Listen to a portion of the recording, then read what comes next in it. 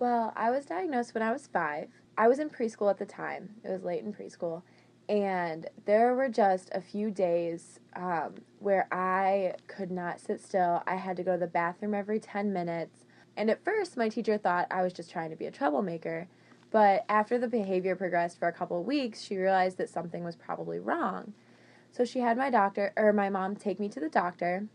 They drew blood and told me that I was type 1 diabetic. Being 5 years old, that didn't really mean anything to me at the time. All I remember from being in the hospital was the crying and the needles. I got an insulin pump about 10 years ago. That was the best thing that possibly could have happened to me. The insulin pump allows me a lot of flexibility with my schedule, and it lets me eat what I want and be able to manage myself on the go, which is extremely convenient for a college student.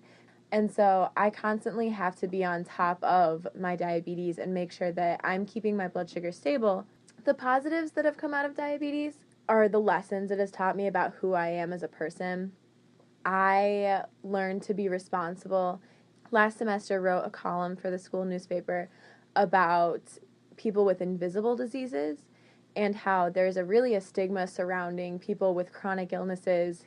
You might not be able to see that I'm diabetic, but it affects almost every aspect of my life. And so my column was actually recognized by a reporter from USA Today who interviewed me and put my story on the USA Today website, which was just a really exciting way to be able to get my story out there and tell people about, you know, invisible diseases aren't easy to see, but they have a really big effect on the way people live.